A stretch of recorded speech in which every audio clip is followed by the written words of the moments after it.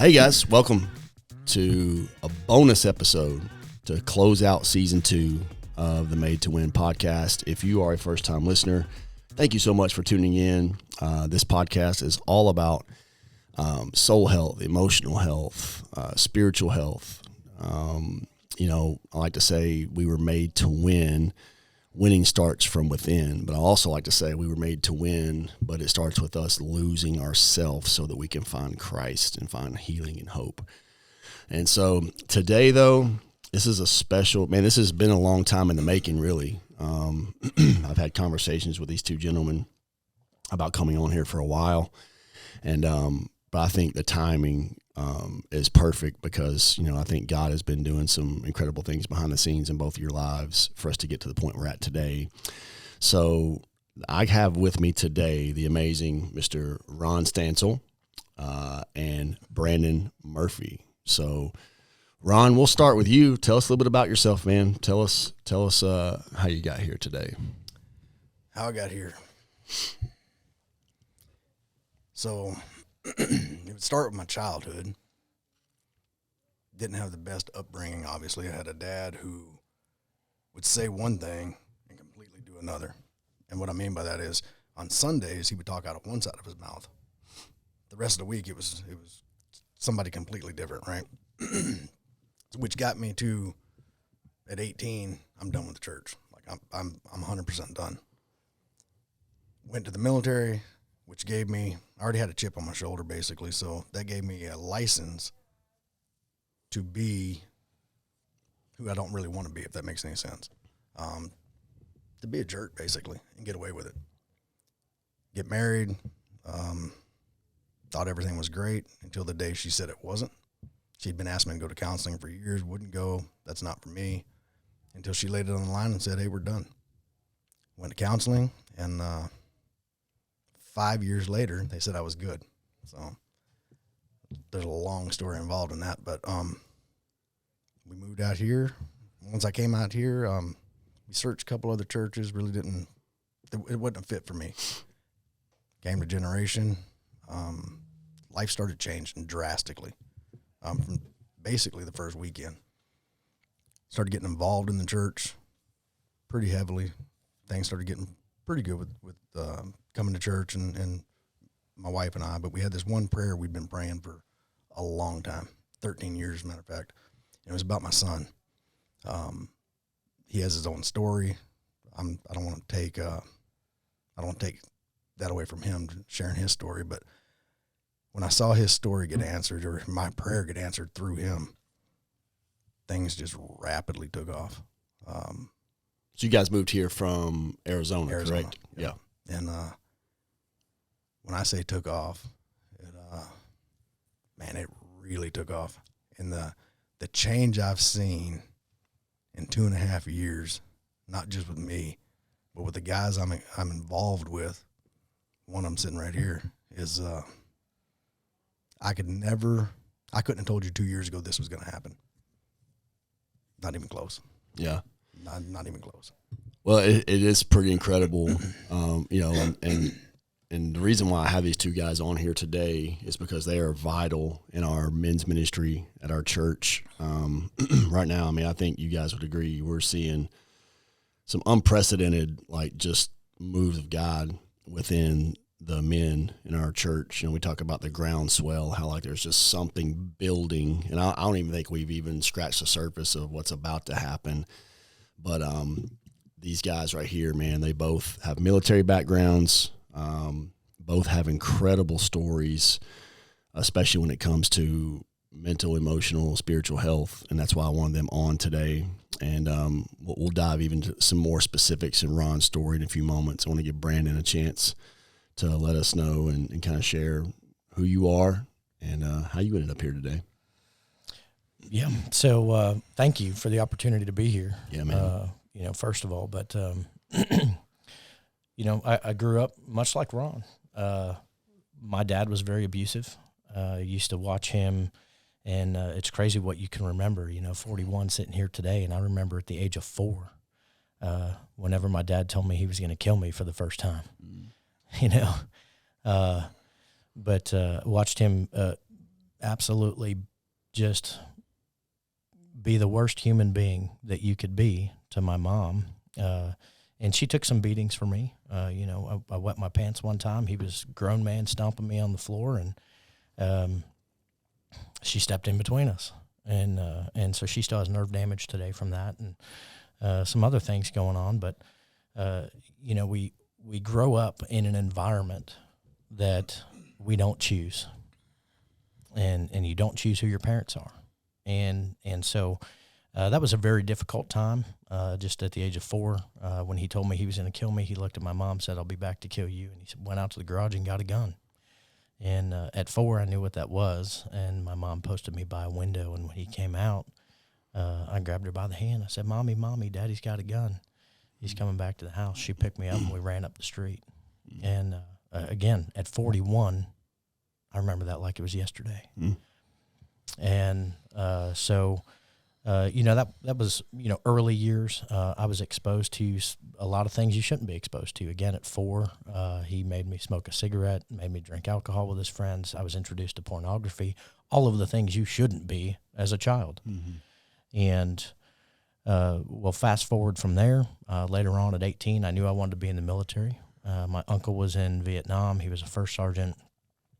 Had tons of respect for him and what he did. And so the groundwork was laid that was a path I needed to take. And so at 18, I left for the Marines after multiple combat deployments. Had some helicopter support from the Army one night and looked up and said, "That boy's getting a hot meal and a hot shower." I would like to do that. And so made the switch and flew helicopters in the Army, and then more combat deployments after that, and then retired off of active duty. And we did a lot of research on places to be, and Tennessee was always towards the top of the list. But by the grace of God, we ended up in Portland, Tennessee. And we found our church family and our church home here at Generation Church. And so it changed our lives. My wife, Amanda, has been absolutely amazing. She's absolutely wonderful through this process as we've taken this walk. My children, they're 10 and 2, Rowan and Tristan, and they've been absolutely wonderful through this process. And they look forward to going to church, where that wasn't something that I was very used to. The church that I knew was a Catholic church, where you would, no offense to Catholics out there that are listening to this, but I felt like when I walked in the door, if you've ever seen The Mandalorian, I've got to put my Mandalorian helmet on. This is the way. And so, but I couldn't show my authentic, true self. Yeah. It wasn't about my relationship with Jesus. It was, it was about something different. Was I following the strict code of what I needed to do? And now in my life, I realize that I'm at the point where it's about my relationship and my walk with Jesus. And so that's where we are now. And look forward to sharing some more of that later. But those are the pieces that have gotten me here. Yeah.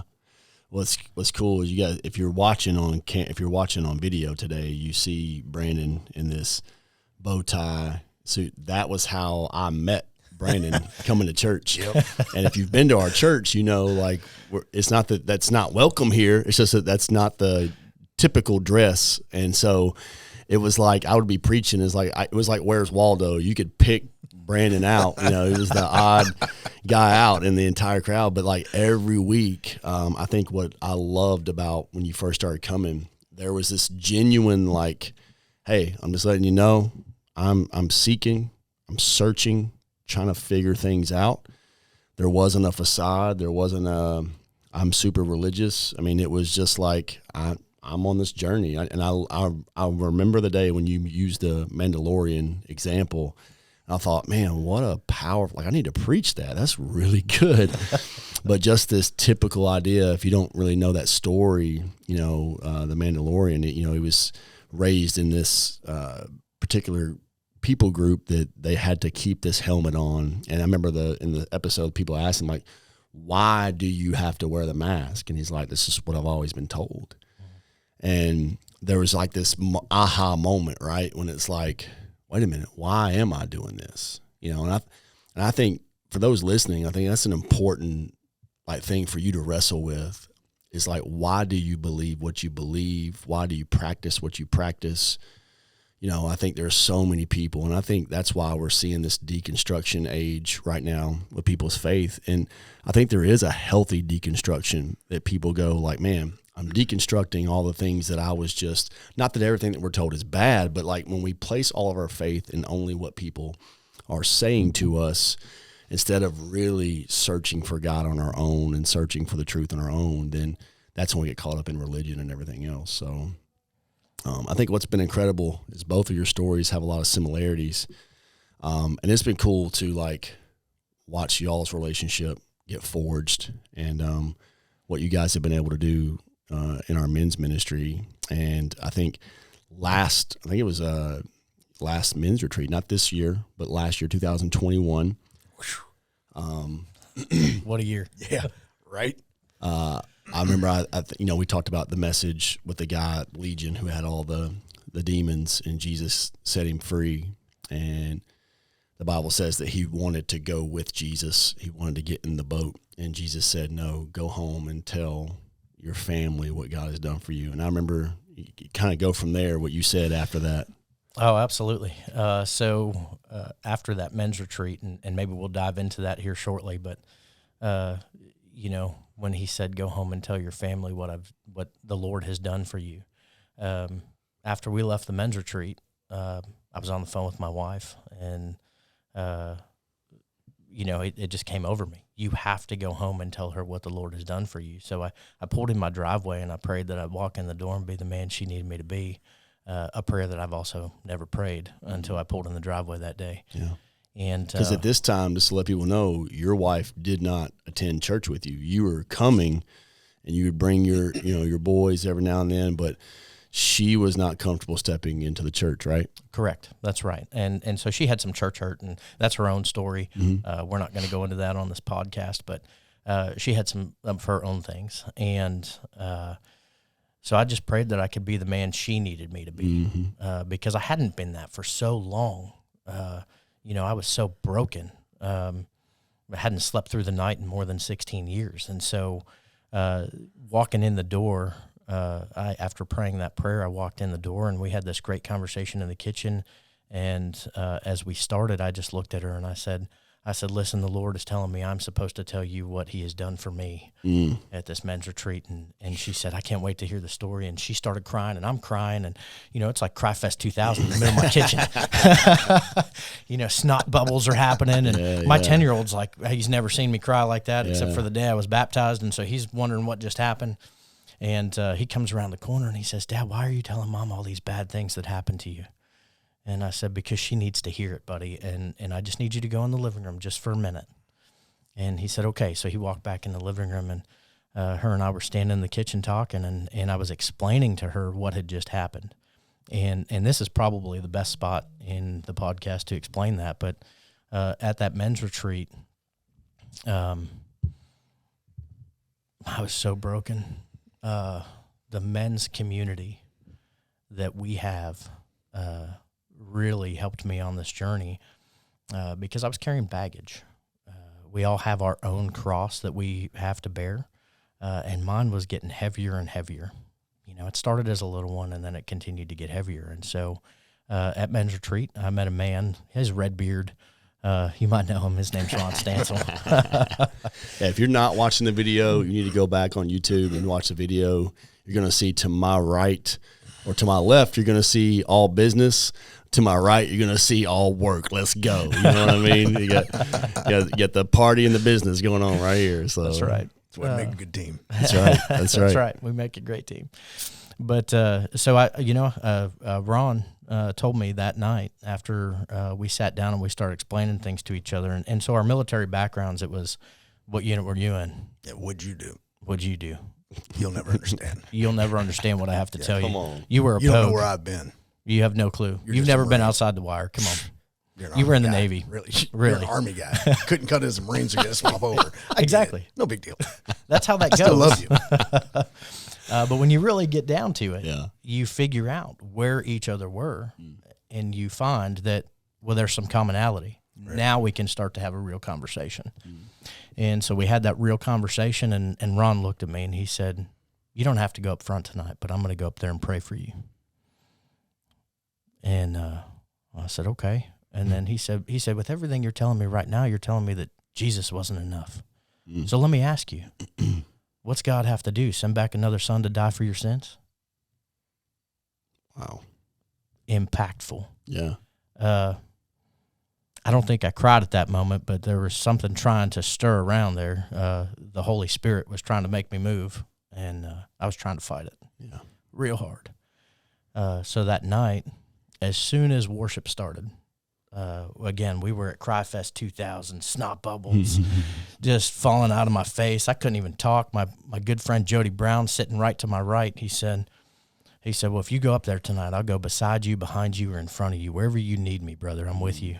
And then I couldn't even make a whole sentence. There was no conversation happening after that. And then Jeremy Fike delivered a message at that men's retreat. And as soon as he finished, he invited everybody to come up front, and I was holding tight to that seat. I mean, just white knuckling that seat. Just, I'm not going to get out of this seat. I'm not going to do it. I'm not going to do it. I'm just going to sit here and cry. Nobody can see me cry, right? Because his kids were taught not to cry. Don't show emotion. Just hide it. And so I'm hugging onto the seat, and I'm shaking a little bit, and I said, Jody, will you go with me? And he said, absolutely. And we stood up, and we started to walk up there. And when we got up there, I got on a knee. And y'all, the absolute most impressive thing to me was that I was on my right knee, and my left knee felt like it was going to come through my chest, this weight that I was carrying. And as men put their hand on me and started to pray over me, it was like this battle started to happen inside of me, and this pressure just pushing me towards the earth.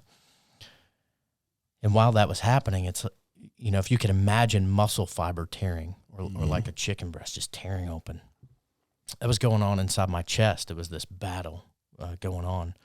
And as everybody was praying over top of me, eventually it was, again, I hadn't slept through the night in more than 16 years, full of nightmares and dreams, and just, emotional roller coaster. And it's happening inside of me now that men are praying over me. And I just asked God, I said, heal me or kill me. I don't care which. And I waited a few more seconds as this battle happened. Still Cryfest 2000, snot bubbles, everything going on, and then peace. And it was like every man's hand came off me at the same time. And I stood up, and my arms just wanted to stretch out to the side, and God just showed me this little glimpse of the kingdom. Just enough. And remove the nightmares and the dreams. And as I stood up, this Ron Stancill leaned in and just gave me this big old bear hug. And Jody Brown came from my left, and big old bear hug. And I realized that this was the authenticity that I'd been looking for years. In the military, it's always hide your emotion, but here it was let it out. And so God came into my life, and again, I asked for heal me or kill me. Don't care which at this point. And y'all, he healed me. Well, he kind of did both, right? He did both. I mean, he killed the old you, right? Die to myself. There you go. To live today, right? So we have to die to ourselves. Yeah. And the old Brandon Murphy died right there on that floor. And so to give context too, just for so people know, like, and I know like there might be things that you can't share on here, but like, you did several tours in Afghanistan. Can you at least tell us a little bit about like the dreams and maybe even the encounter on 4th of July? Because I want them to get a picture of like what you were letting go of in this moment. Absolutely. So in this moment, so I did 9 combat deployments, and some of those I came home, but only a piece of me came home. And, each time that you went, a little less of you came home. Yeah. You left a piece of your soul in another country. And my wife tried to wake me up one night, and I thought she was the enemy. And y'all, I came at her with intent to kill. God bless her for still being married to me. but that was the environment that I was used to. If you were being woken up in the middle of the night, then somebody was probably trying to kill you. Yeah. And so, we'll fast forward another deployment. I came home. My neighbors were lighting off fireworks, and I had just gotten home that morning. So I wasn't even home 24 hours.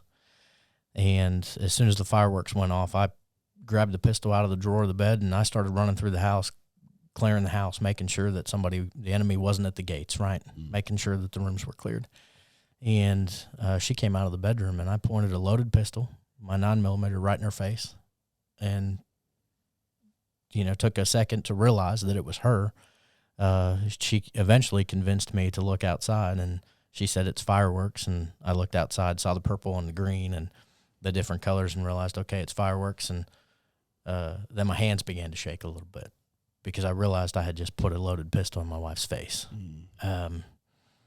So I unloaded the pistol, and she took it and locked it up for a long time, hid the key on me, rightfully so. Yeah. And so those were some of the things that we were carrying, with us. And then a tragic event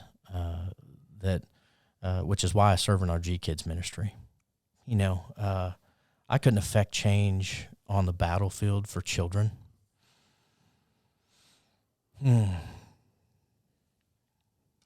Could not affect change. And the Army and the military calls things collateral damage, and it's it's nobody's fault that things happen, but in not so much detail, there were 4 children that I witnessed dying on the battlefield, and I couldn't affect change, even being in a position to do so, and the Lord has given me this opportunity on weekends as I serve in G Kids ministry that I can affect change for children. Come on, and that's why you see me put the black shirt on that says G Kids. Yes, sir.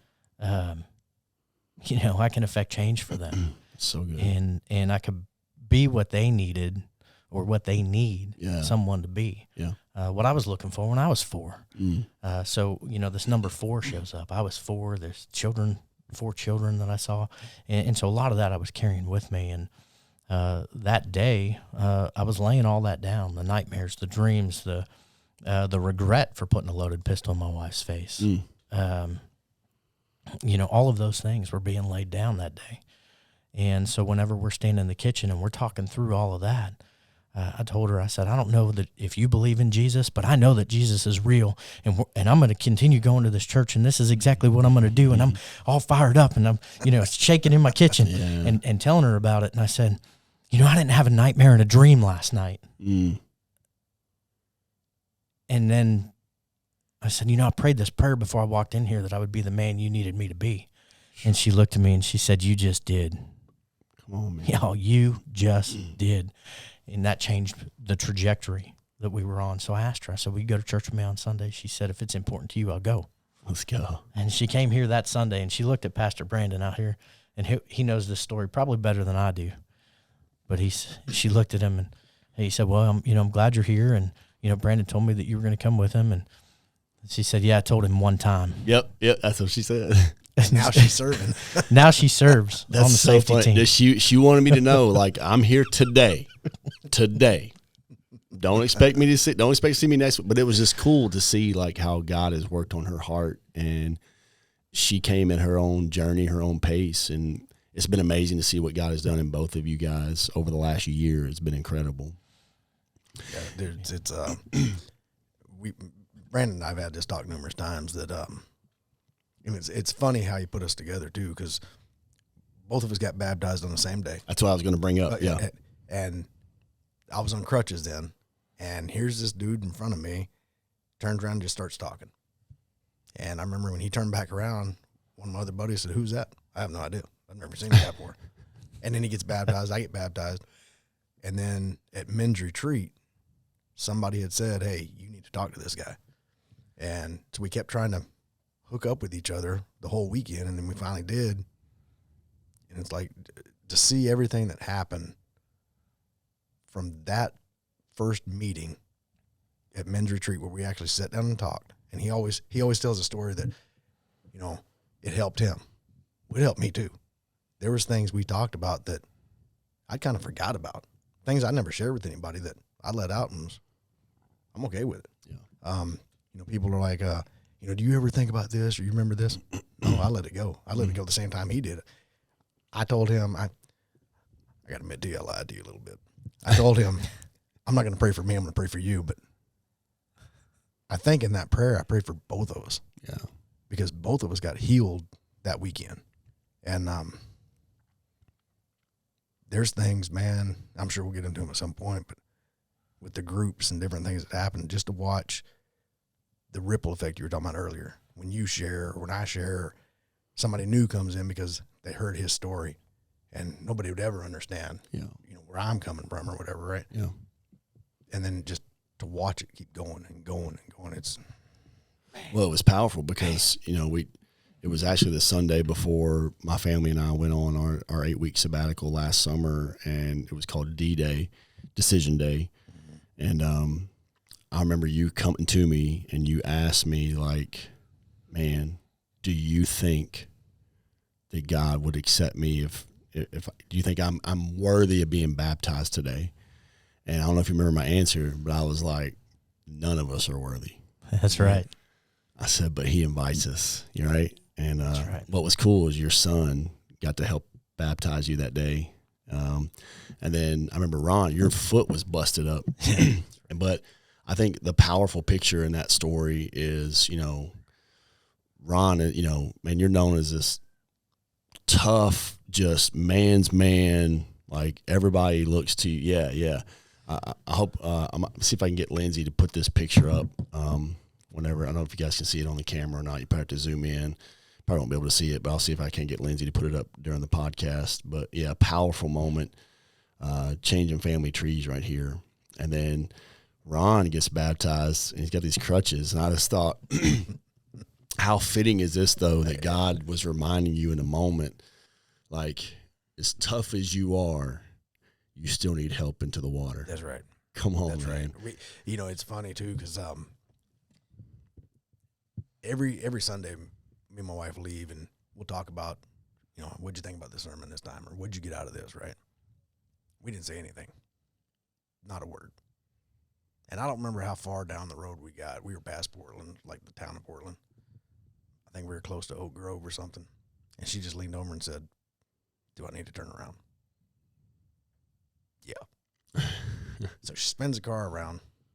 I call my buddy Tim. He doesn't answer like, hey, what's up, dude? He just says,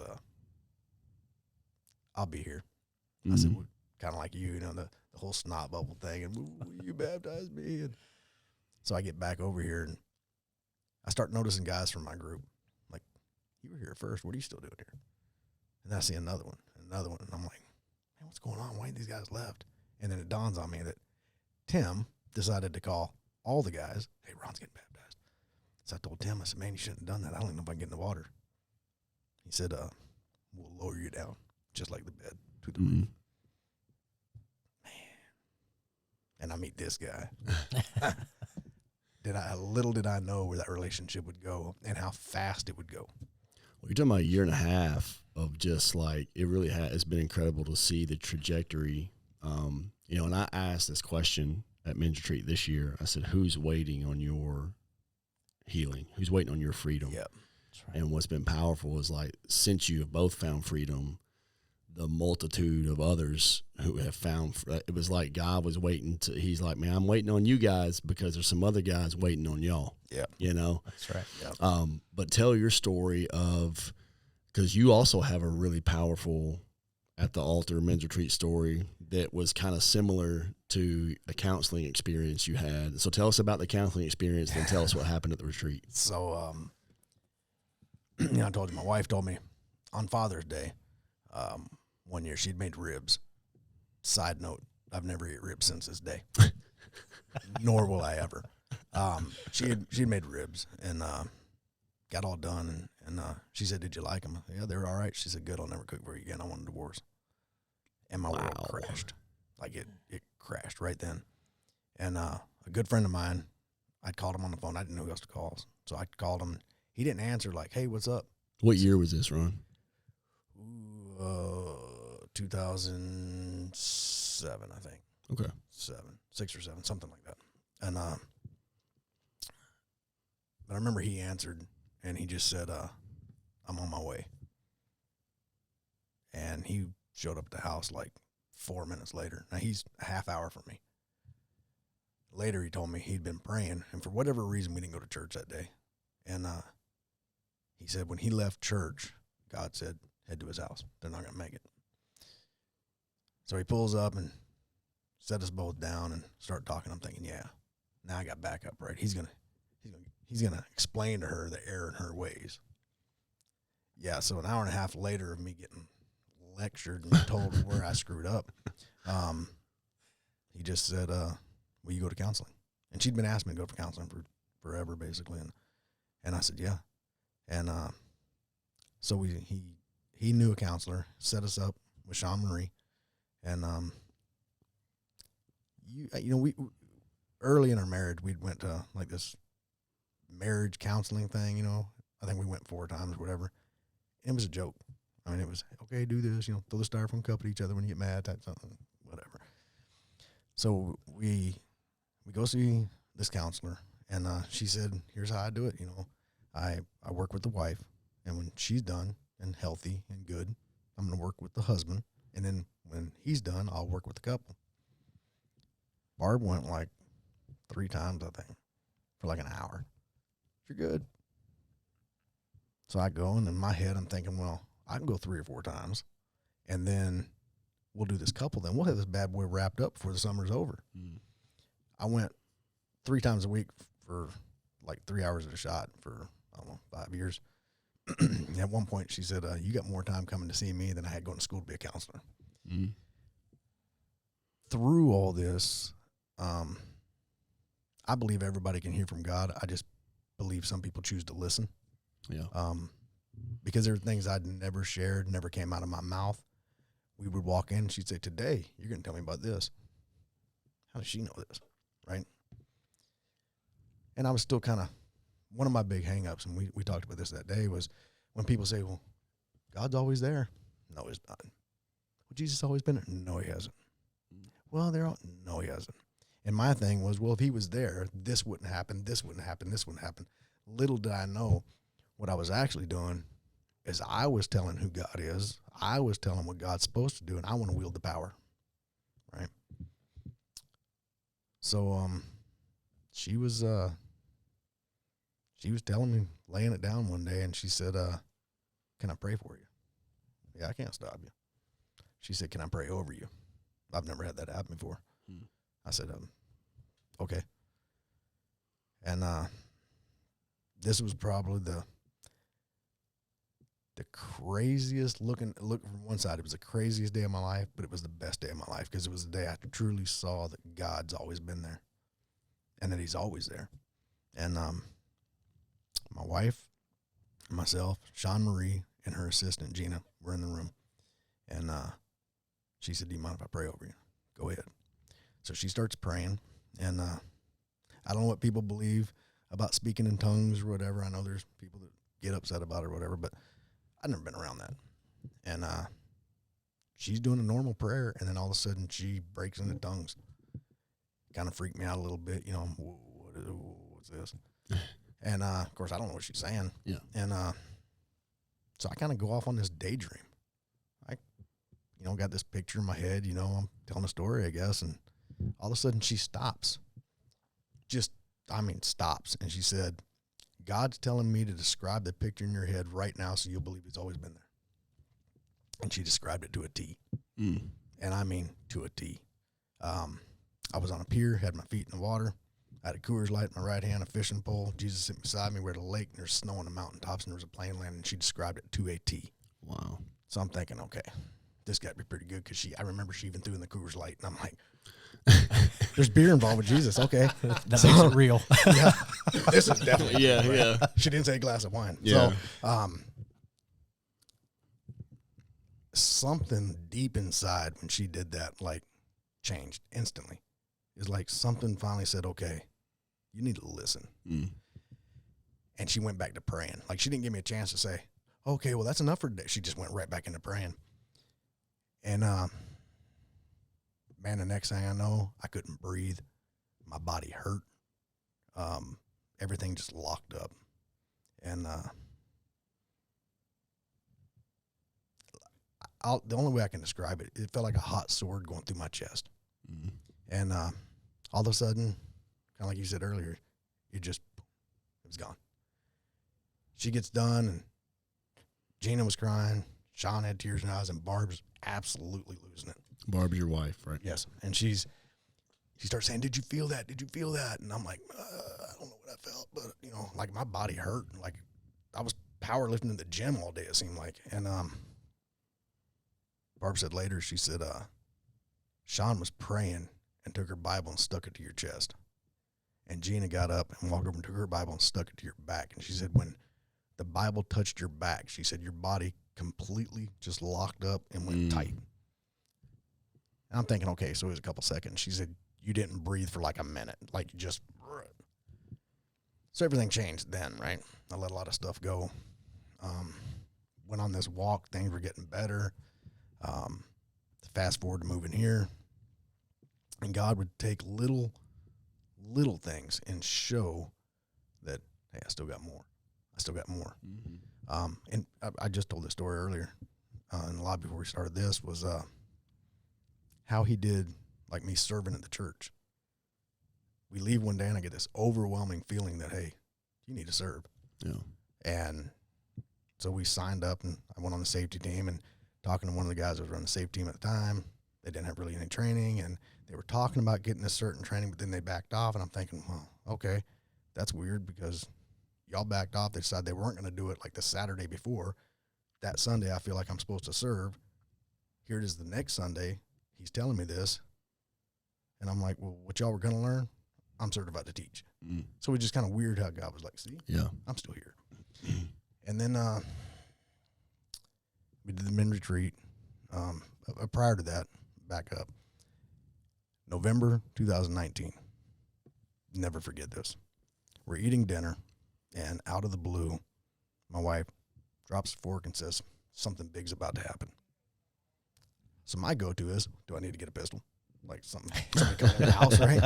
And she's like, no, like something big's really going to happen. Okay. Whatever. February 2020 hits. COVID takes over the world. I get laid off from the oil field. We're sitting at dinner one night, and I said, well, you were right. It's pretty big. She said, no, it's bigger than that. I'm thinking, okay, this is a worldwide pandemic. What else is happening, right? She said, it's going to be a revival like we've never seen. It's going to start in our house. Tyler gets saved. She says, hey. Which was like incredible miracle, right? Yeah, that's 13 years in the making of praying for my son. Heart for the House on YouTube. You did a series on it. You can see a story. Yeah. I don't want to steal that from him. I think it's actually on the homepage of the website. If you guys go to generationchurch.me, you'll see Tyler Stancill's story. Powerful story. Yeah, it was, I still get chills every time. And I've used that video clip to talk to several people. Matter of fact, there's another guy that comes to this church because of that video. But so start this men's group. She says, hey, why don't you start this? Because the church had shut down because of COVID. Everything was online. She said, hey, why don't you start this group? You know, just start a couple guys, you know, kind of help Tyler. Little did I know it was actually more than helping Tyler. It was helping every guy that's ever walked in that group, right? And it grew and grew, and then it kind of stayed for a little bit.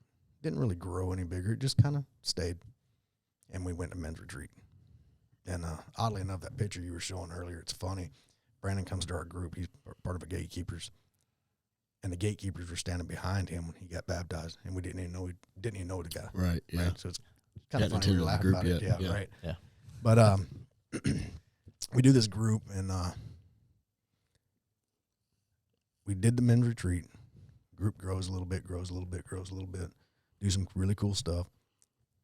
Fast forward to this year, men's retreat. Ton of guys. I think the first year there was 6 or 7 of us. This year there was 13, 15, whatever it was. From your group. From the group alone. And we went up to pray. It was after you'd spoke that night. We go to pray, and there's guys hitting their knees, and it was awesome, man. It was amazing. Praying over a couple guys, and I go to get up, and I feel somebody grab the back of my neck, Brandon.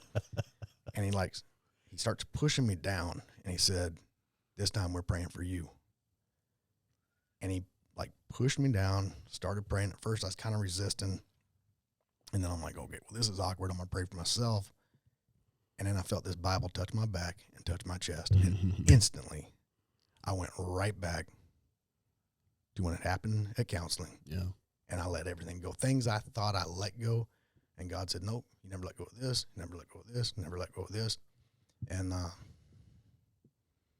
man, dude, then we had a campfire, let all kinds of stuff go. Guys are sharing stuff. I'm sharing stuff. And I'm like, part of it's really cool because, you heard me say this, a group. My son's in our group.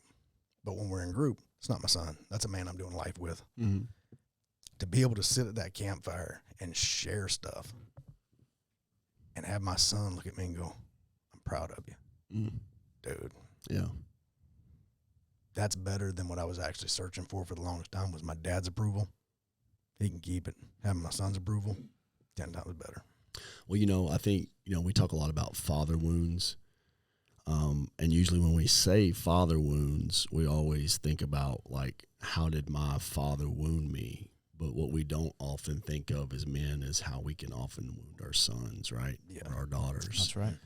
And I think what was so powerful, and this is kind of where I want to really press in, is with this retreat, with you guys' stories, your life over the last year and a half, what has transpired is this breeding ground, for lack of better words, this breeding ground of confession and vulnerability within the core men of our church. We talked about at the retreat, and it's funny because people are still talking about it.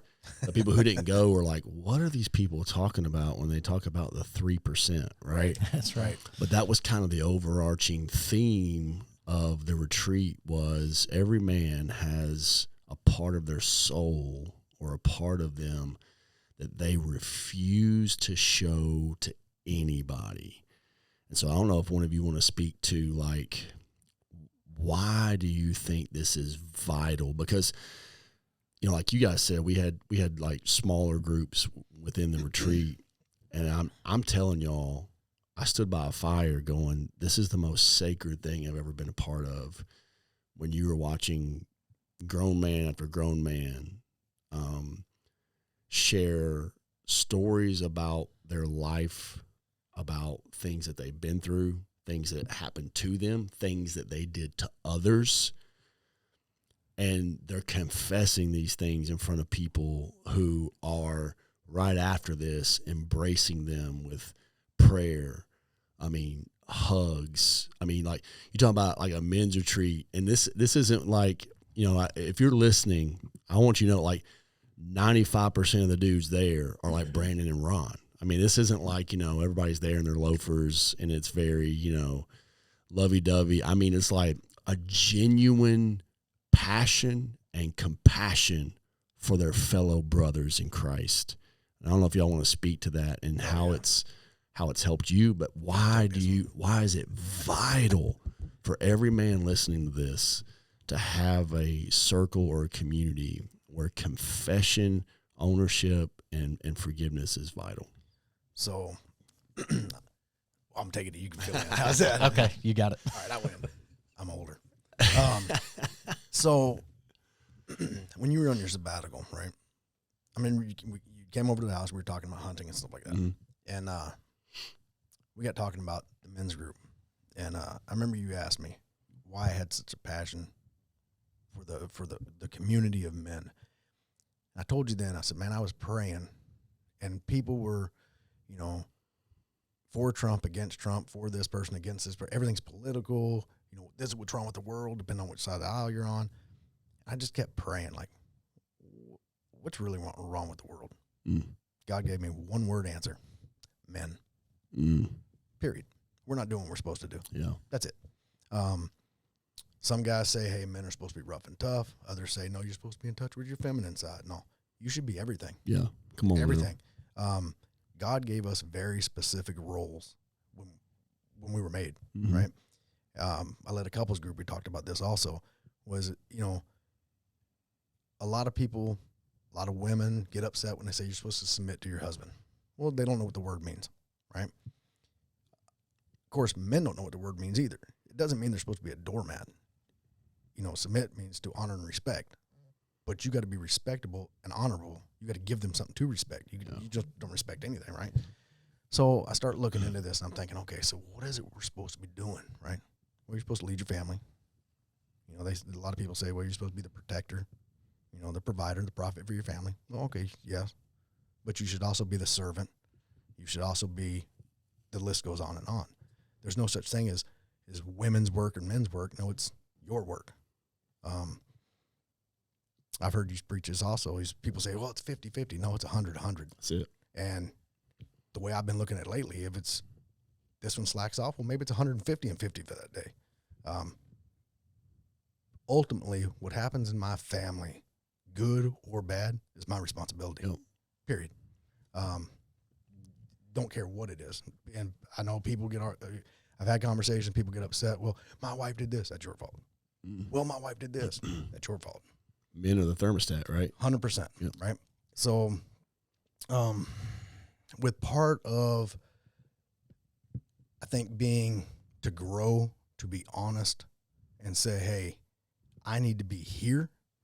Well, then I got to share this because this is ultimately what's holding me back. Doesn't matter what it is. Well, I heard numerous things like you were talking about around the campfire. I've heard adultery. I've heard drugs. I've heard you name it. Well, until you share and confess that, that's as far as you're going to go. Yep. You can fake and say, oh, I'm doing this and this. It's not authentic. You have to let this boat anchor go so that you can move forward. Now, you're always going to have, I believe, that 3% we talked about. There's always going to be another 3%, another 3%, another 3%. But what is it today that's holding me back? And that's what I shared at the campfire. I got done with that. Well, there's another one and another one. I think in order for men to truly get to where God wants us to be, I have to have guys in my life that I can share everything with, not be fake. I got to be 100% transparent. We talk about, there's a story in Mark where there's 4 guys. They got a friend. He's bedridden. Jesus comes to town. They have the faith that says, hey, if I can get my friend to Jesus, he can heal him.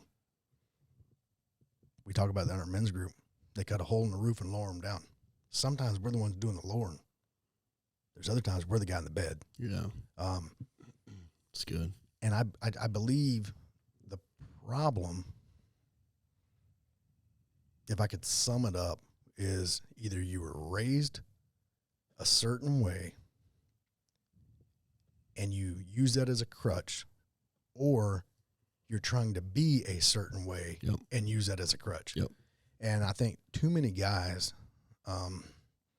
when you ask them, how's everything going? Oh, I'm fine. And we laughed about this talking prior to this is, one of y'all said something, what is fine, right? It's a feelings inside, not expressed. That's right. Come on now. Guys aren't supposed to have feelings. I heard you say that they're not supposed to have that. Well, that's because Uncle Sam didn't issue that to you. That's right. In the military, we didn't issue you to cry. You don't cry. Well, your dad didn't issue it, right? That's right. And for me growing up is, you cry? I'm going to give you something to cry about. Yeah. That's right. Now after I Which is counterproductive, right? It's like, wait a minute. You don't want me to cry, but you're going to give me something that makes me cry. I don't know. And then now you need to smile about it because you know I love you. I'm like, what? Like what? Yeah. Okay. This makes a lot of sense. Yeah. So not only did you grow up not showing feelings, you grew up really confused. And I don't think guys, and I'm not going to say all guys, because there are some guys in my group that their dads are the exact mold of what God said how to raise a kid. Yeah. That's how they were raised. Like they did really good jobs. From my experience, Not even close. I'm not saying my dad didn't try. I'm not saying my dad was completely horrible about everything. But when it came to love, emotion, okay, that's out the window. The other problem is I was raised going to church, and I can tell you everything you need to do to get to hell, but I can't tell you how to keep from going, if that makes any sense. Yeah. It's the hellfire, brimstone, and you're this and this. What happened to the grace thing? And that was my big hang up coming to church for years. Even after I was married, we started going back to church. Yeah. My wife never went to church, so she understands grace perfectly. And she's like, what's this hell thing all about?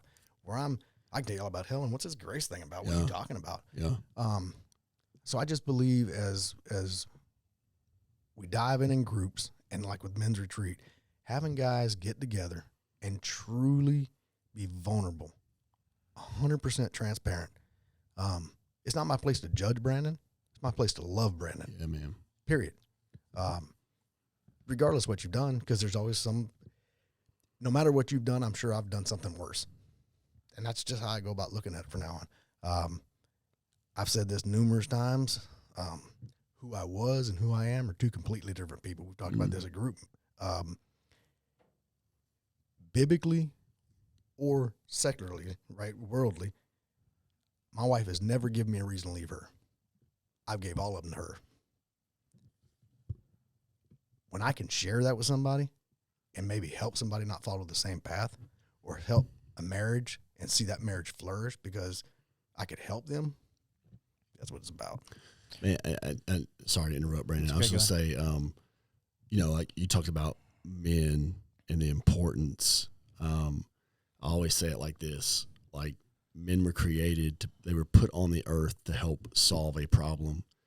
But when you don't understand your purpose, you end up creating a problem. That's right. You can either solve it or be it. That's it. So every man is either solving problems or creating problems. And what you see in our society with fatherless homes, with brokenness, dysfunction, drug addiction, all this, it's men who have not found the reason why they are on this earth.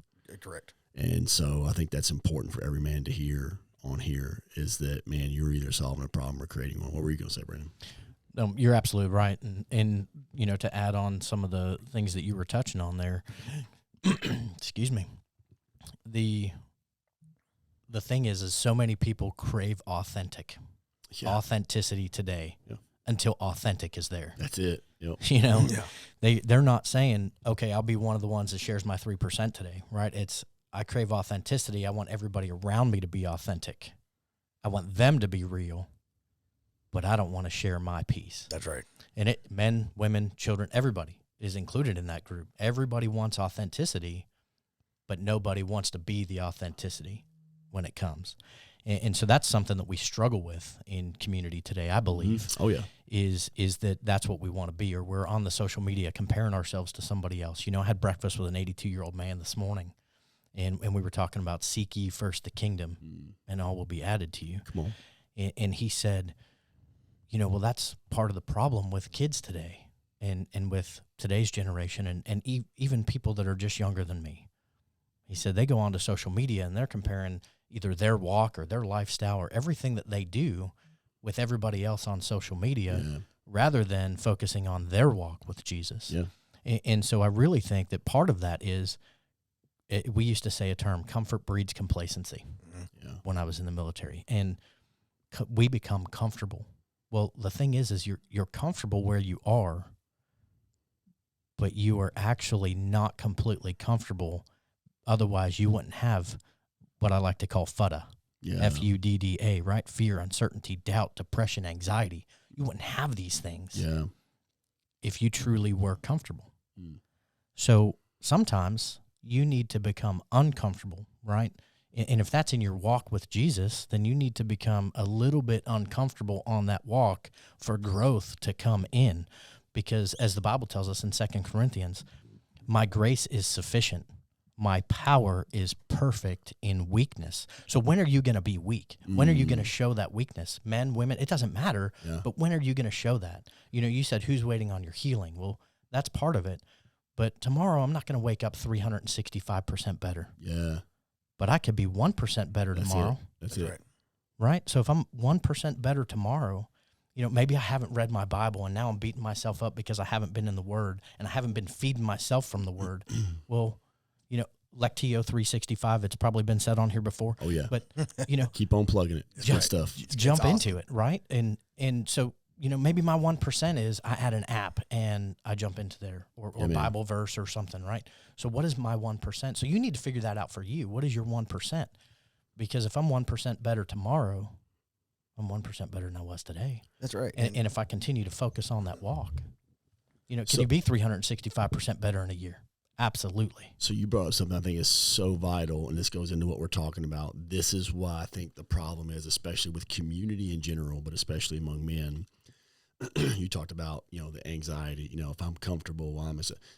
Do you realize, we're the only culture, and especially now, this Western culture that suffers with as much depression, anxiety, mental health ever. That's right. In the history of the world. No other nation suffers like we do. And it's because, this is so good. I've been really diving into this because I'm really wanting to take our church here. This importance and vitality of community, it's not ingrained in us in the Western world. Right. Because we are fighting for a different type of freedom than Christ offers. The freedom we are fighting for is individualistic. That's right. Be you, do you, find your way in the world, be successful, all of this stuff. In ancient Israel, in the ancient Far East, no other culture, and especially in the church, go look at Acts chapter 2, no culture was individualistic. It was for the better of the group. The local church in the New Testament, they made decisions for the betterment of the church and the betterment of my brother and my sister more than themselves. That's right. So what we have are men. I mean, I just talked to a guy the other day, ran into him in the gym, hadn't seen him in church in a while. I said, man, I just started coming back to church a couple weeks ago. Used to go to men's group, all this stuff. He went through a divorce. And guess what he's done since he's walked through a divorce? Recluse, kept to himself. I just focusing on me and my daughter, just focusing on blah, blah, blah, blah, blah. And it's like, bro, I want people to know, your community is not even just for you. I said, how many men would you help if you came to group, shared your pain, your trauma, what you're walking through? Because you know what? I said, you might be doing a good job being a dad. But you know how many men run to the bottle? You know how many men run to the pills? That's right. You know how many men end up in prison because they walked through a nasty divorce? And so everything that we do, even when it comes to church, whatever, if we're not careful, it's still so individualistic. It's, I got to go find something for me. Instead of realizing, man, God has placed me into a family of believers so that the group makes me better, so that I can make the group better. And men miss that all the time because of this prideful thought of, I just don't need that. Not realizing that somebody else needs you, though. That's right. And then you don't realize how much you need them. It's funny because, one of the things you said were, I want somebody else to be authentic, right? Mm-hmm. Well, that's because I want to sit back and judge you, but you ain't going to judge me. I want to tell everybody else, look how bad they are. Look what they did, right? But I don't want anybody to tell me what I did wrong because I got it all together. And that is crazy. One of the things, my wife said it best, right? we were having a group one night, and we were talking during fellowship when we all eat at the beginning, and they were talking about, why we started the group and the changes we saw. And she said, the greatest thing about not being part of the group, I get to sit here and watch guys walk in the house every week. I don't know what's set up there, but I've seen a change in every single one of them. Mm-hmm. So I know for a fact when you get men together that are being true, transparent, authentic, and wanting to change, there is change. Yeah. Because somebody that doesn't know what's being said can sit back and watch and go, I don't know what he's dealing with, but he's changed. Well, and you're seeing people make decisions for the betterment of the group. That's the thing I've been in tears by. It's if you show up on a Monday night or a Thursday night or a Tuesday night at Tom's house, you're going to see guys who are making decisions, praying for, spending their money, doing things for the betterment of somebody else's situation and their soul and for their family. Like we watched people, man, Sunday night, I don't know if you guys heard Denny Daniels testify Sunday night. So here's a guy, he lost his son recently. Absolutely. And he went through about a month where he wasn't at group, he wasn't at church, but these men were relentless and pouring into him, reaching out to him. He's also been out of work because of his back. So Sunday night, man, God just impressed on my heart, like, hey, just have people spend a few moments in prayer and just encourage people. Like, hey, if somebody puts somebody on your heart, your mind, go pray for them. Well, several of his group went back there and prayed for Denny. All of a sudden, you start hearing these shouts. You know, like Denny, That's Denny's, right. I think, in his 60s. If I got that wrong, I'm sorry. If you're listening, Denny, I love you. But he's about to shout, and he comes up to me, he says, I got healed twice tonight. He said, first of all, the pain in my back is completely gone. Oh, that's right. He went back to work Monday, and he said, the pain in my heart has been healed. He said, because I realized him and his wife had talked about moving back to the Indianapolis area, to be close to, because that's where they're from. That's right. And he said, my son died. He said, that void was there. He said, but God has shown me since then, like, he has given me so much family here. That's right. And I said, we don't any longer long to go back to Indianapolis. We long to be here with our family. And it's just like, wow, like those are those moments that you're just like, oh my God. Leo and his wife, I don't know if you know them, but his wife had hip replacement surgery, and she ended up with a nasty infection. She was in the hospital for a week. And I'm watching these men just do whatever it takes to make sure they don't have to lift a finger to eat, and they're feeding them every single night. And dude, she ended up being completely healed. She shows up at church Sunday. You get to see the smile on Leo's face, just like, man, here's my wife. She's up on her feet. She's at church. You guys have stories after story where men have prayed, men have showed up at odd times. You call, man, I know without a shadow of a doubt, I could call either one of you two at any time of the night, and I know you guys wouldn't complain. You in a snap of a finger, you 100%. Guys would do whatever it takes. 100%. And that's not just for me. That is for any guy, man, that desperately and sincerely wants help and desires 100%. Help.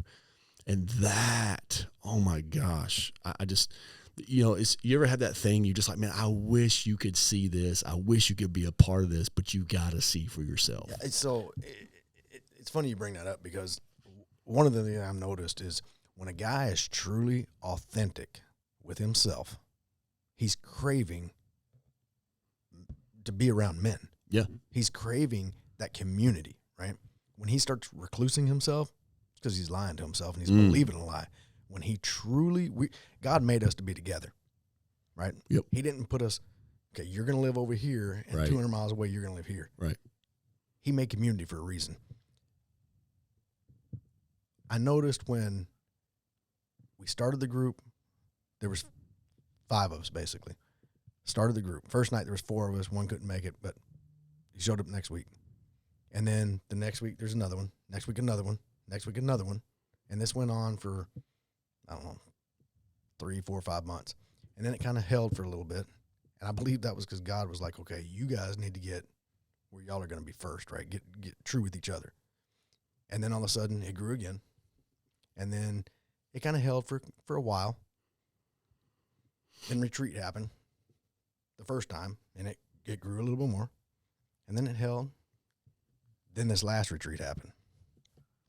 Okay, we're at 40-plus guys, and we have at least 2 guys every single week as visitors coming in, more and more and more.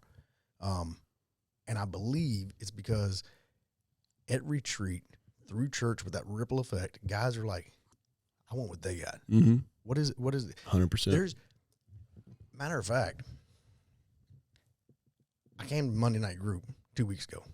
That's right. And it was funny because some of the guys, when they introduced, oh, hey, Ron's here, I seen some of the guys kind of, double dipping. Exactly. You're moonlighting on my group. But, 2 years ago, nobody went to 2 separate groups. Mm-mm. But when I first started the group, it was the only men's group. And then all of a sudden it took off. And I remember asking you one time, I said, I'm not going to get in trouble for like not shutting down the group, right? Because it was, I felt guilty. I felt like I was hiding the room faster. I started when church was closed. I didn't start it through the church, and oh boy. And he was like, no. And I remember you telling me, I forget how you said it, but it was like, the reason we put semesters is so people have a chance to quit. Mm-hmm. I'm like, we're not doing that. In 2.5 years, we've shut down one Thursday night, and that was for men's retreat. The year before, we didn't shut it down because not everybody went. Mm-hmm. It's amazing how many guys crave to be at group. Yep. And they say, hey, this is my night. This is the night I look forward to more than any other night. Yep. And for the longest time, I was like, no, you're not supposed to say that. You're supposed to say Sunday's the day I look forward to the most. And then it can be Thursday night or whatever. But here recently I got thinking, I'm like, that's not true. It's not true at all. I come Sunday to hear a very specific message. Thursday is where I live out that message. Yeah. Let's go. That That's right. community is way more important. Church around a table. That's right. Not just church around a stage. 100%. 100%. And, I've heard you talking about discipleship. We should be disciples, and we need to build more disciples. And I look back, and I'm like, maybe we didn't have the right lingo for it. But that's what we've been doing. Oh, that's exactly what's been happening. It's been, and it's crazy to see guys that are young, I guess, younger, I guess, than me, and to watch them with their stories and watch how they grow, Mm-hmm. right, and like really fast. Yeah. Like, there's one in particular, I won't mention his name, Lenny. I wish at his age I was in tune with God the way he is. Mm. I watched that dude grow. Hold on. I watched this dude grow in 2 years to somebody there's times where he's a mentor to me. Because I'm like, man, I wish I could get it the way he does. Yeah. And then he always says, well, Dad, you got to know, buddy, there's times you're teaching me. I look at my son, Tyler, and I listen to when he speaks. And it's like, man, he really did take after his mom a lot more than I thought because he's really smart. Like, some of the things he says is like, dude, where did he get that at? But they weren't like that before. Mm. But in 2 years, man, they're, woo. And there's several of them. I mean, I can go through a list of names that are just one after another.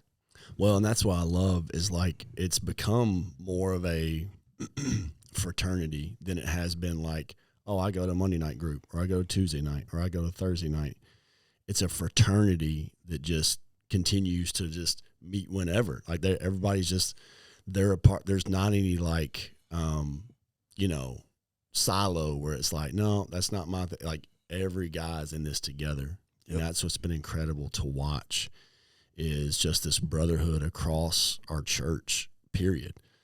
You're talking about on 3 days of the week, we've got probably 120 to 130 men involved in some sort of men's community, which is phenomenal. And there's still a lot more men out there that need to be plugged in. I told you I'm not stopping until every man in this community is at a group. They ain't got to be at mine, but they need to be at a group because the transformation I've seen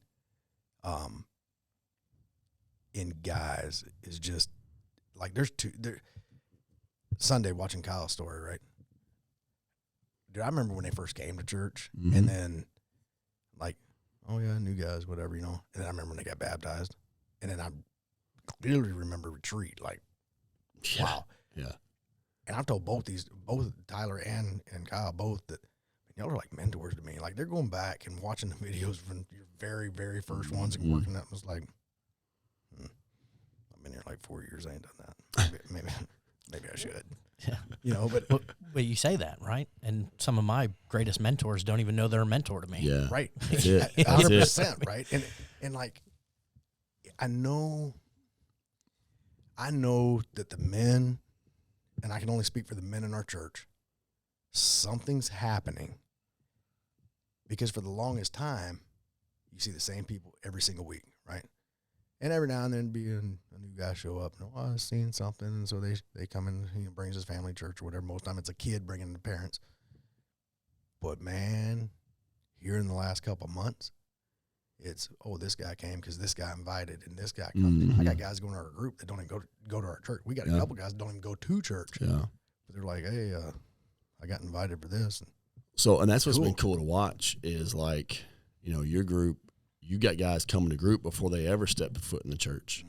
But, man, those guys end up getting baptized. They end up coming to church. They end up serving with you, you know, and, like, that's when you see real life change and community happening when you're doing those things together.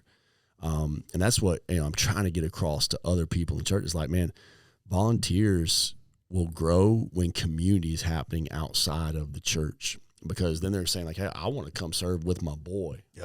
I want to go and join that team where my community is at, so that I can help further the gospel in that way too.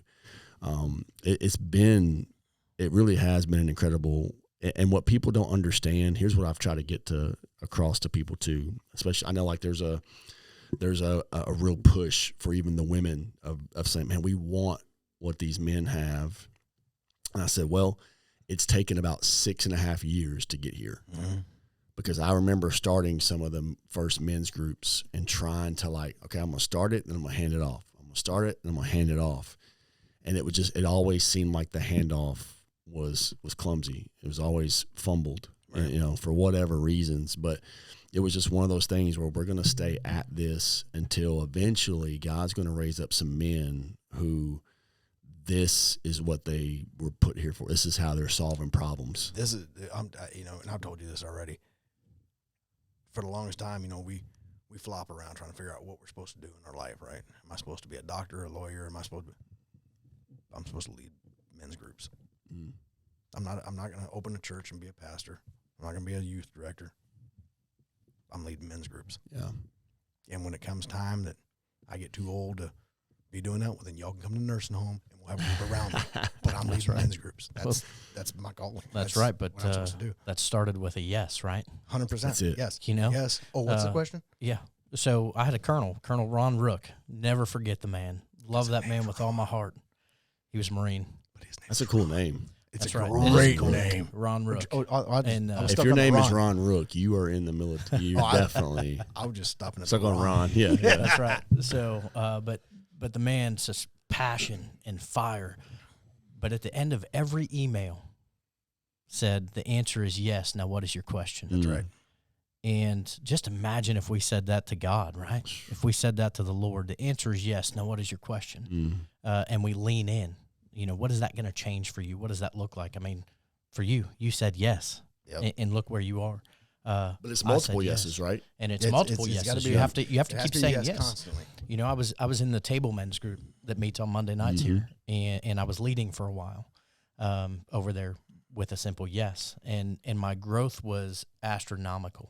Right, a friend of mine, Juan Santabria, says, "Love that dude." You know, I love that guy. He's awesome. But you know, his growth since saying yes, right? So they, you know, I believe it was Benita Fike that told him start in the Book of John. He's been a believer for a year. Been a believer for a year. Baptized a year ago. Started reading the Book of John. That's right. Started reading the Book of John, and on Monday nights at the table, he is helping walk men through the Book of John. So cool. And there's no better way to learn than to be a teacher. Yeah, that's right. And so, you know, he's leaning his co-leader Josh actually said that on the Monday night that they Josh. What is Josh's last name? Josh Kimbrough. Yeah. He goes to the gatekeeper or something. Yeah, that's too. right. So that's right. So there's a lot of men in this church that do both. Yes. But Josh Kimbrough also said that. Yeah. And so, you know, that's the thing is, you know, on Sunday you're coming for that very specific message that all of our amazing pastors we've ever had, and you know, it's not the pastor that brings you to the church, right? It's your heart for God that brings you to the church. That's right. Holy Spirit. And the Holy Spirit, right, in your heart is what's going to bring you. Well, we've had amazing pastors here that have all given and delivered amazing messages. And if you get that on Sunday, right, say yes to one of these groups, a men's group, a women's group, wherever you are, because the things that happen there, that's going to take you from Sunday through the rest of your week so that you're not in traffic and get cut off and you're flipping the person off and screaming and yelling. You know, it gives you a second to take a breath because your cup isn't just filled on Sunday.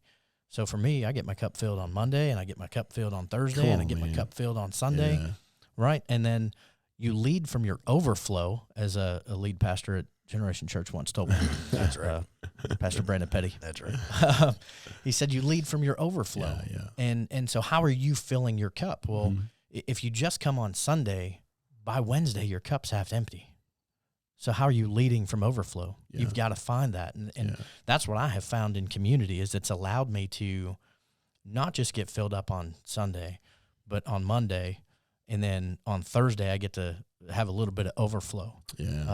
And so that's been absolutely amazing in this walk. So who's waiting on your yes, right? Who's waiting on your healing? Who's waiting on your yes? Well, and what are you going to say yes to? You know, you don't have to say yes to everything just because we said yes. What is your question? Because you could say no to some really good things so that you can say yes to great things. Yeah, that's it.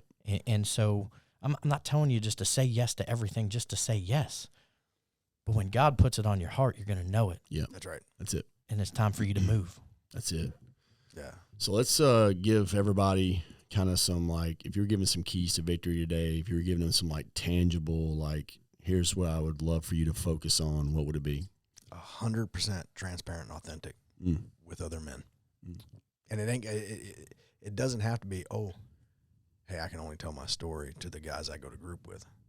What about telling your story to the guys you work with? You know, there's guys that have came to group, now come to church, serve in church, baptized one of them in the creek because we talked at church or at work. Yeah.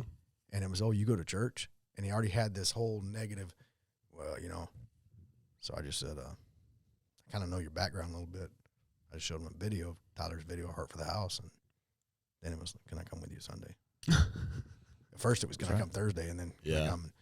You know, and I've watched it numerous times, being authentic, 100% transparent with these guys. Man, it opens up one person to speak, and then somebody else speaks, and then it just starts, it feeds off each other, and you start getting this full transparency. Yeah.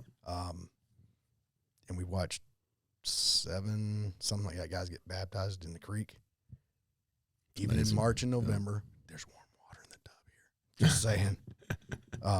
But it all started with 100% being transparent and authentic. Yeah. The very first night we did it, like I said, there was 4 of us, and we shared our story with each other. 100%, like no holds barred. Right. Here's where we're at. Right. Now what do we do with it? Yep. That's right. I'm going to go to my note that I have here. So I made this earlier, but three key takeaways that I would have for people is vulnerability through transparency. Yep. Right. You need to be vulnerable. You need to be transparent. If you're married, maybe that's with your wife. If you're not comfortable sharing it with somebody else, maybe that's who you share it with. If you're not comfortable sharing it with her, maybe it is a men's group you share it with, but you need to figure out who that person is. Maybe it's your best friend from high school that you're still friends with and you're 50. Whoever that is. Yeah. You know, they probably already know your story if they've known you that long. Yep.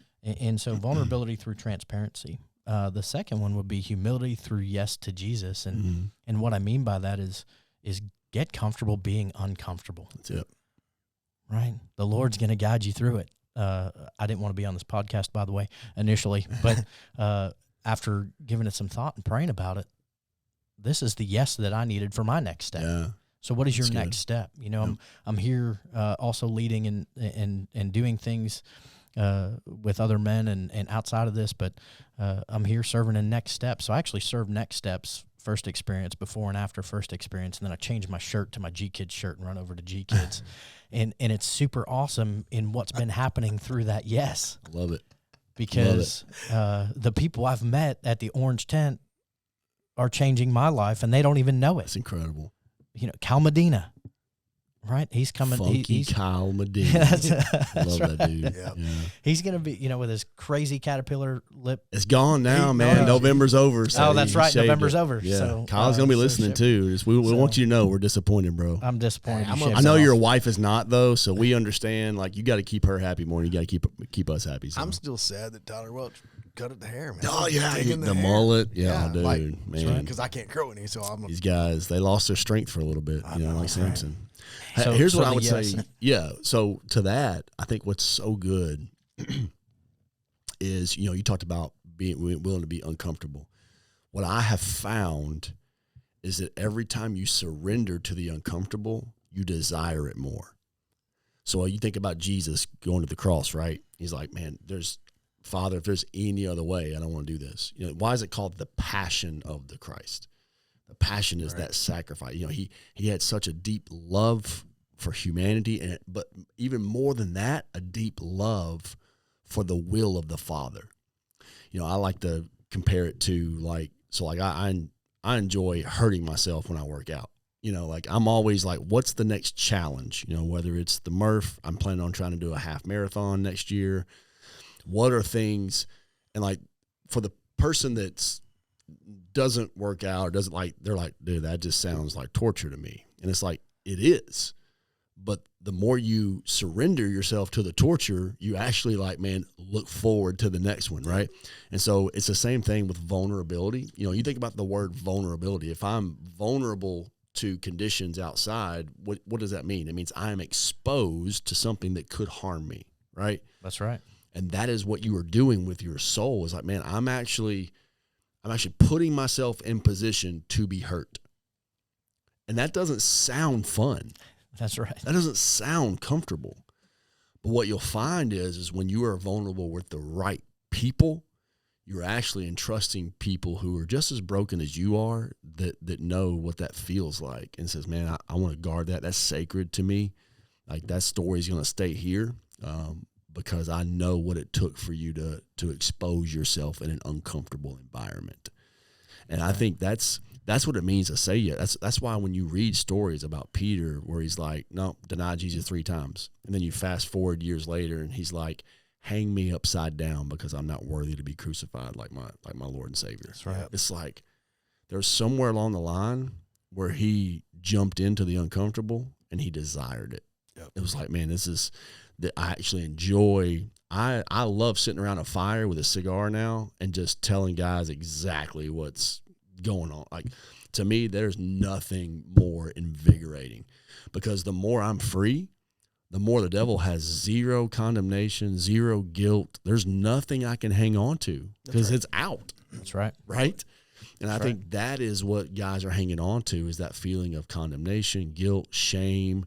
And they don't realize, man, once that's out, like, the devil can't use it against you anymore. That's right. And He can't hold you down. It's funny you just said that because I was just going to say, I remember when you said one time in one of your messages, you said, if it's out, Satan can't use it, right? Because you've already said it.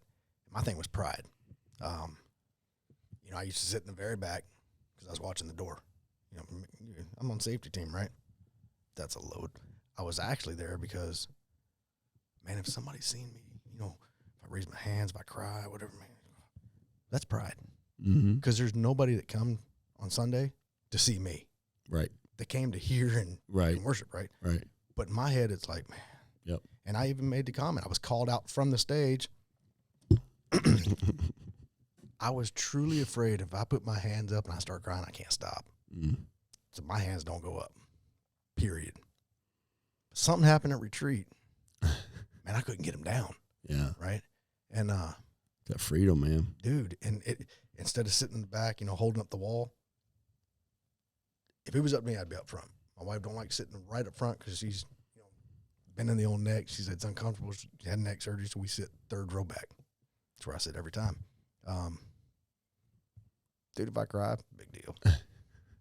If my hands go up and somebody can't see, well, there's a monitor. We're here to be authentic, but let me tell you something. Sometimes I see you sitting up there towards the front, and you're fighting to keep those hands down. So whenever you do that, start letting them come back up. That was quit doing it. You're gonna catch a ink pen to the back of the head and see Murphy throwing something at you. Sometimes the shoulders are sore. Yeah, that's okay. You got Copenhagen in your eye? Yes, a lot. They got this fan problem here. Well, number 3 was servanthood is leadership clearly defined, just so that we do have all 3 of those. Yeah. No, that's so good. And I want to finish with this, just encourage some people. Men, do whatever it takes to put yourself in these environments. But here's what I would say too, because here's what's been powerful. And this is the stuff that I've talked to Ron and Jody about, who lead our Monday and Thursday night larger groups. If this doesn't change their home life, then all we're doing is getting together and hanging out. That's right. That's right. And so the thing I would challenge men is, like, if you are creating space to be in these communities, make sure you let your wife know, I'm willing to create space for you to go be a part of a community. That could mean you, like, taking the kids and making sure, and you're not babysitting, you're being dad. That's right. Absolutely. But you're saying, like, hey, because sometimes women need that permission, and I don't think they don't, because they don't give themselves permission to say, like, I can't be away from the kids tonight or whatever. Go give them permission. Go say, hey, if there's a group and there's a night that you want to go join a group, or if you want to be in a group together, I'm willing to make the sacrifice, because we can get so caught up in our own. And here's why I tell people, your transformation is not just for you. It is for the sake of others as well, and especially at home. And so real life change, when you see it happening in a man's life, it'll start happening at home before it happens anywhere else publicly. And that's what we're seeing in a lot of these men's lives. And so I just want to encourage men listening out there, make sure you create space for yourself, but create space for your spouse too. I think the second thing, that I would encourage, and I honestly, this is encouraging other church leaders that might be listening, is don't try to control what God is doing. And one of the reasons why, I had that conversation with Ron about, like, bro, meet every week if you want. Baptize in the creek if they want to get baptized right away. And this is a conversation I had with Joe. Like, my fear, like, I was always afraid to come on a Monday night or a Thursday night, because I know what it's like to walk into a room and everybody's eyes turn toward you as the guy. Now you're supposed to be the one teaching, talking, all the attention, whatever. And it's just, I guess it's human nature. The pastor walks in a room, all of a sudden the dynamic changes. I'm like, I just want to come and be one of the boys, right? That's right. And so that was hard, because I didn't want to feel like the atmosphere shifted because I was in the room. Because the last thing I want to do is put my hands on what God's got his hand on. And so Jody would always ask, like, man, what would you do different? Like, look, I would do some things different, but I'm not telling you that, because I'm not touching what God, like, God's obviously moving. Why would I say change all this? You know what I mean? And I think I would just encourage leaders out there, if you're wanting this in your church, create space for men to be fully, like, you better be ready to, you got to create spaces where some people's jaws may drop. But that's what you want. I mean, I love it. I'm about to be really vulnerable here on this podcast, but I mean, I sat in a group on Monday night and heard a guy just be like, man, I love coming here. It's so damn good. And it's just like, for some of the churchier people out there, that might freak you out, or, you might cringe a little bit. I'm going to tell you something. I love it, because you are seeing raw, real men experience the presence of God and walk that out in their own, like, how they interpret that and how they're feeling that in that moment. And I think that's what we tend to do to a lot of men, is we shrink the room by trying to put men's ministry in a box and say, behave like this. And that's why I love, like, at retreats, you'll see guys, man, that they've never pitched a tent in their life. You know what I mean? They've never put up a tent. They've never done anything outdoorsy. And you got guys like Ron, who's like John the Baptist, could probably live off of locusts and honey and, build his own fort in 32 hours out of the woods, whatever. But you're seeing all of these guys find common ground, because we all have common ground when it comes to our brokenness, our sin, our need for a Savior, our need for a relationship. And so let's stop trying to put men into categories, and let's build a fraternity that's going to change lives forever 100%. And change family trees. 100%. So I just want to thank both of you for taking the time to be here. You guys are amazing. I want you guys to know, man, I look up to you, both of you, in so many ways. One more thing I would challenge people. Have relationships. Here's what I wish every man could hear this. have some serious needs. That's good. Because you know what I think most men try to do in their lives is get to a point where they don't need anything or need anybody. And I love what there's a book called Find Your People, but it talks about how everything in every other culture is a village mentality. And so they say, man, if I don't have it, I know my neighbor does. And that's right. And so the challenge is like, intentionally don't buy something you need because you know somebody else has got it, so that you'll have an opportunity to go, hey, brother, can I borrow that? Would you want to come over and help me with this? Yep. How often do we not do that? Because as men, we're supposed to have it all, and we're not supposed to need anybody. So one of the greatest things you can do to lead a community and to have vulnerability is have a lot of needs. You know, like I was almost embarrassed to text you and be like, hey, Ron, would you put the scope on for me? Would you do that? But I was like, you know what? This is a cool opportunity. I bet Ron would love this opportunity. Absolutely. I lit up when I seen that. I was like, yeah, absolutely. But that's the stuff that we miss out on, is that those community moments to say, man, I have a need. Would you mind helping me fill it? Yeah, absolutely. So anyways, I love y'all. So good. Man, love you, brother. I love both y'all. I love y'all, man. Yeah, man. You're always going to be my mentor. And you know that. But the one thing, man, and I know there's been some people come to group and it's not for me. Hey, I get it.